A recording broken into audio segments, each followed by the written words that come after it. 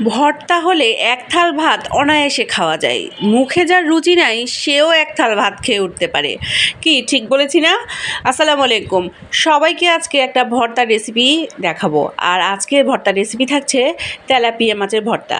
তো তেলাপিয়া মাছের উপরে আমি লবণ, হলুদ আর মরিচের গুঁড়া মাখিয়ে তেলের উপরে ভাজতে দিয়ে দিলাম। আর সাথে নিয়ে নিয়েছি কয়েক টুকরা আলু। আলুগুলো আমি গোল করে কেটে নিয়েছি এবং তাতে লবণ, হলুদ মাখিয়ে মাছের সাথে পাশ দিয়ে দিলাম এগুলো ভেজে ফেলার জন্য। জানেন, ভর্তা খেতে তো সবারই মজা লাগে, কিন্তু ভর্তা তৈরির পদ্ধতির উপরও আবার নির্ভর করে ভর্তার স্বাদ।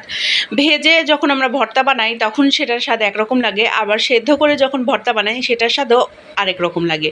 তবে ভর্তার স্বাদ কোনো অংশেই একটার চেয়ে অন্যটা কম নয়। আমার মামির হাতে তেলাপিয়া মাছের ভর্তা খেয়ে সেই স্বাদ আমার এখনও মুখে লেগে আছে। যতই চেষ্টা করি না কেন মামির মতন সেই রকম মাছ ভর্তার স্বাদ আমার হয় না।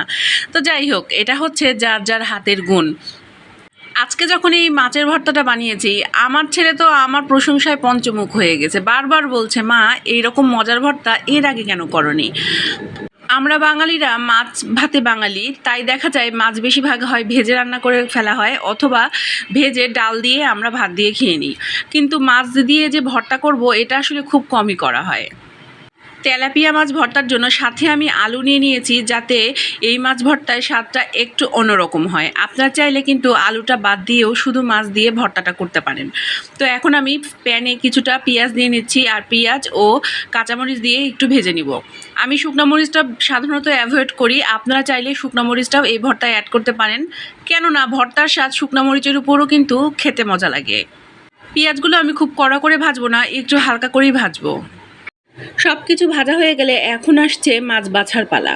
মাছ ভর্তার সবচেয়ে ইম্পর্টেন্ট পার্ট হচ্ছে মাছ বেছে ফেলা। মাছ বাছার সময় যেন কাটা না থাকে সেটা অবশ্যই খেয়াল রাখতে হবে। আপনারা কে কে মাছ ভর্তা খেয়েছেন আমাকে অবশ্যই কমেন্টে জানাবেন, আর কে কে খাননি এবং এই রেসিপি ট্রাই করতে চান সেটাও আমাকে কমেন্টে জানাবেন। তেলাপিয়া মাছের ভর্তা বানাতে গিয়ে তেলাপিয়া মাছটা কিন্তু আমি খুব হালকা করে ভেজেছি। খুব বেশি কড়া ভাজলে কিন্তু এই ভর্তাটা শুষ্ক হয়ে যাবে আর খেতে ভালো লাগবে না।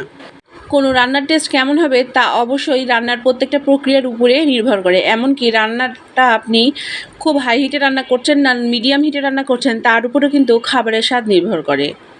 আমার মাছগুলো বাছা হয়ে গিয়েছে, আর এখন আমি সব কিছু একে একে ম্যাশ করে নিচ্ছি। খুব ভালোভাবে ম্যাশ করে নেওয়ার পরে আমি পেঁয়াজ ও মরিচগুলো হালকা লবণ দিয়ে ম্যাশ করে দিব। আমার কাছে মনে হচ্ছে লবণ আমি যেটুকু দিয়েছি সেটুকু লবণ কম হতে পারে, তাই আমি একটু লবণ অ্যাড করেছি। আপনারা চাইলে কিন্তু এর সাথে পরবর্তীতে আবার কাঁচা পেঁয়াজ অ্যাড করতে পারেন, আমি কাঁচা পেঁয়াজটা অ্যাভয়েড করেছি।